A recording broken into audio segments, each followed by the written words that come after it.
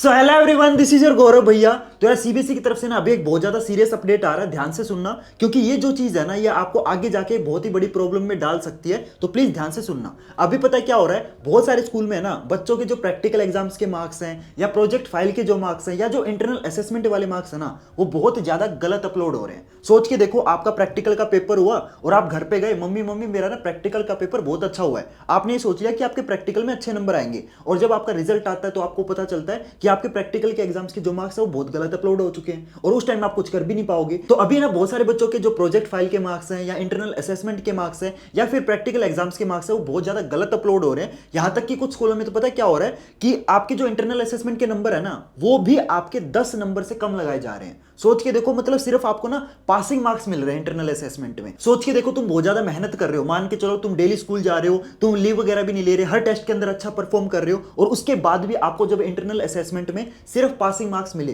तो आपको बुरा तो फील होगा ना। तो इसी चीज को रोकने के लिए ना सीबीएसई ने अब स्कूलों के ऊपर एक्शन लेना स्टार्ट कर दिया है, और आप देख सकते हो इस सर्कुलर में साफ साफ लिखा हुआ है, it has been observed that schools are committing mistakes while uploading the marks in respect of practical project and internal assessment. इसमें सीबीएसई ने साफ साफ लिख दिया है कि भाई जो स्कूल है ना वो आपके प्रैक्टिकल एग्जाम्स, प्रोजेक्ट फाइल और इंटरनल असेसमेंट के जो नंबर है वो गलत अपलोड कर रहे हैं। सोच के देखो यार, आपने ना बहुत ज्यादा मेहनत करके ना थ्योरी के अंदर मान लो अच्छे नंबर ले लिए, लेकिन आपके इंटरनल असेसमेंट की वजह से आपका जो फाइनल रिजल्ट आएगा वो खराब आ जाए, तो आपको बुरा फील होगा ना कि आपने पढ़ाई की, पूरी मेहनत की, लेकिन स्कूल की एक गलती की वजह से आपका जो फाइनल रिजल्ट है वो खराब आ जाए, तो आपको बुरा तो फील होगा, राइट। तो उसी चीज को रोकने के लिए ना सीबीएसई ने आपकी जो लेटेस्ट मार्किंग स्कीम है वो दोबारा से अपलोड कर दी है, और उस मार्किंग स्कीम के अंदर है ना सीबीएसई ने काफी इंपॉर्टेंट चीजें बताई हैं, मैं आपको दिखा देता हूं।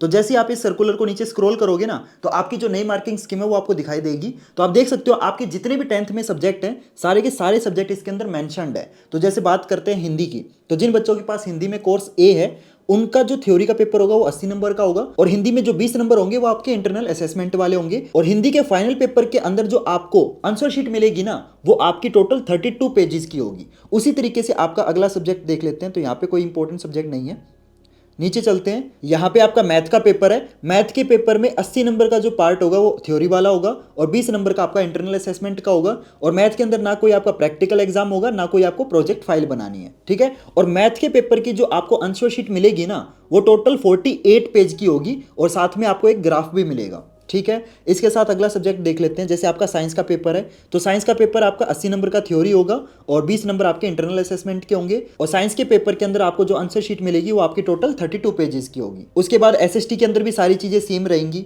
अगला सब्जेक्ट जैसे आपका इंग्लिश है, इंग्लिश के अंदर भी सारी चीज़ें सेम है, ठीक है। आगे चलते हैं। अब अगला सब्जेक्ट आता है कंप्यूटर एप्लीकेशन वाला। तो कंप्यूटर एप्लीकेशन का जो पेपर होगा वो 50 नंबर का होगा थ्योरी पार्ट, और 50 नंबर का आपका प्रैक्टिकल एग्जाम होगा। अब मैं आपको एक इंपॉर्टेंट चीज बता रहा हूं, ध्यान से सुनना। आपका जो कंप्यूटर एप्लीकेशन वाला प्रैक्टिकल एग्जाम होगा उसके अंदर जो आपका एग्जामिनर आएगा वो आपका किसी और स्कूल से एक्सटर्नल एग्जामिनर आएगा, या फिर आपके ही स्कूल का जो सब्जेक्ट टीचर है वही आपका एज ए एग्जामिनर रहेगा। वो आपका सीबीएसई ने क्लियर कर दिया है कि आपके क्लास 10th के जो भी पेपर होंगे ना उसके अंदर जो आपके प्रैक्टिकल एग्जाम्स होंगे उसके लिए कोई भी एक्सटर्नल एग्जामिनर नहीं आएगा। यस, आपके जो प्रैक्टिकल एग्जाम होंगे वो आपके स्कूल के अंदर ही होंगे, आपको किसी और स्कूल के अंदर जाने की जरूरत नहीं है, और साथ में आपके जो प्रैक्टिकल एग्जाम होंगे उसके अंदर आपका जो एग्जामिनर रहेगा वो आपके स्कूल का ही रहेगा, किसी और स्कूल से आपका एग्जामिनर नहीं आएगा। समझ में आई बात। और कंप्यूटर एप्लीकेशन वाले पेपर के अंदर जो आपको आंसर शीट मिलेगी ना वो आपके 20 पेजेस की होगी, ठीक है। और उसके बाद आपका अगला सब्जेक्ट आता है इंग्लिश। तो इंग्लिश के अंदर आपका 80 नंबर का थ्योरी वाला पार्ट रहेगा, 20 नंबर का आपका इंटरनल असेसमेंट रहेगा, और इंग्लिश वाले पेपर के अंदर जो आपको आंसर शीट मिलेगी वो 32 पेजेस की होगी। इसके बाद आपका मैथमेटिक्स बेसिक वाला पेपर आता है। तो इसके अंदर भी बिल्कुल स्टैंडर्ड वाली सेम चीजें हैं, 80 नंबर का थ्योरी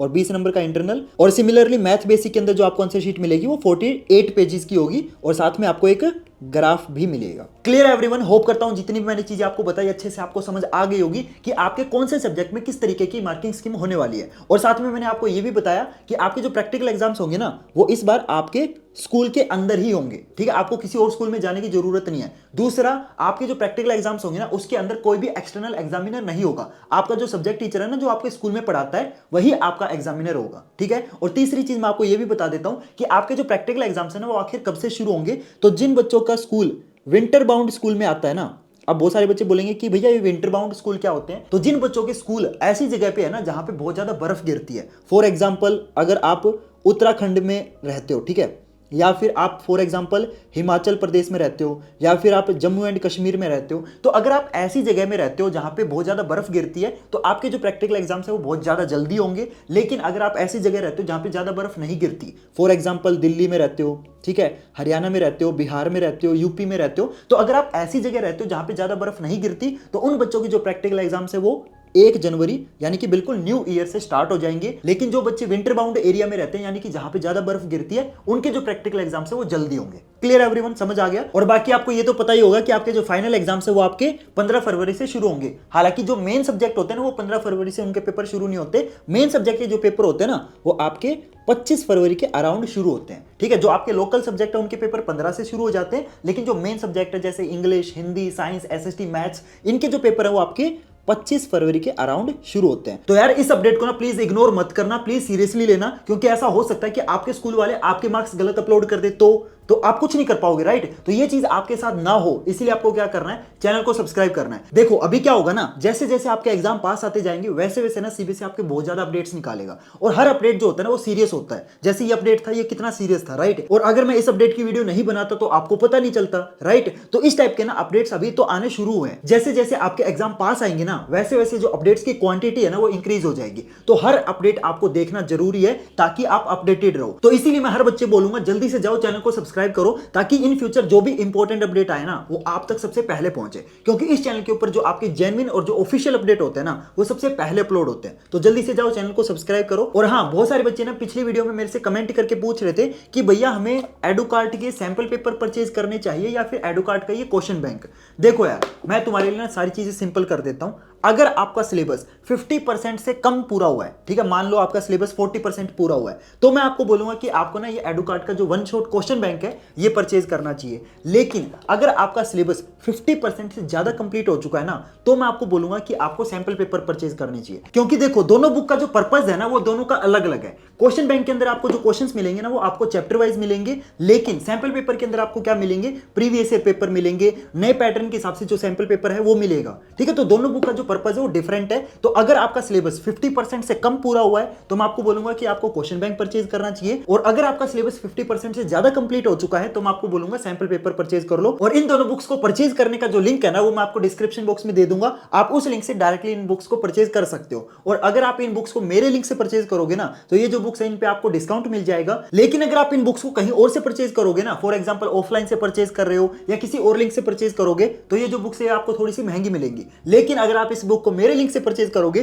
तो आपको इन बुक्स पे 80 रुपीज का डिस्काउंट देखने को मिलेगा। और साथ में यार इस चैनल के ऊपर ना मैं इन दोनों बुक्स का जो डिटेल रिव्यू है ना वो भी अपलोड करने वाला हूं, जिसके अंदर मैं आपको ना अंदर से दिखाऊंगा कि इस बुक के अंदर आपको क्या क्या देखने को मिलेगा। तो साइंस वाले सैंपल पेपर का डिटेल रिव्यू अभी इस चैनल पे अपलोड होने वाला है, मैथ वाले सैंपल पेपर का डिटेल रिव्यू ऑलरेडी मैं अपलोड कर चुका हूं, और अगर आपको इस साइंस वाले क्वेश्चन बैंक का भी डिटेल रिव्यू चाहिए, अगर आपको ये अंदर से देखना है तो प्लीज यार मेरे को कमेंट करके बताना। अगर ज्यादा बच्चों की डिमांड आएगी तो मैं इस वन शॉट वाले क्वेश्चन बैंक का भी जो रिव्यू है वो अपलोड कर दूंगा। तो इन दोनों बुक्स के डिटेल रिव्यू के लिए आपको क्या करना है, जस्ट चैनल को सब्सक्राइब करना है, ताकि जब मैं इन दोनों बुक्स का डिटेल रिव्यू अपलोड करूं तो आपको पता चल जाए। ठीक है, और साथ में यार सीबीएसई के जो आने वाले अपडेट्स है ना उनके लिए भी चैनल को जरूर सब्सक्राइब करना है, क्योंकि मैं आपको ऑलरेडी स्टार्टिंग में बता चुका हूं कि अब जैसे जैसे आपके एग्जाम पास आते जाएंगे वैसे वैसे जो सीबीएसई के अपडेट्स की क्वांटिटी है ना वो बहुत ज्यादा इंक्रीज होने वाली है, और आपको हर अपडेट देखना है। अगर आपने एक भी अपडेट मिस कर दिया ना तो आपका बहुत ज्यादा नुकसान हो जाएगा। तो ये गलती आपको नहीं करनी है। क्या करना है, चैनल को सब्सक्राइब करना है, ताकि जब भी कोई अपडेट आए तो आपको सबसे पहले पता चले। ठीक है, होप करता हूं यार सारी चीजें आपको अच्छे से समझ आ गई होगी। तो मिलते हैं गाइस फिर नेक्स्ट वीडियो में नए टॉपिक के साथ, तब तक के लिए goodbye and have a nice day.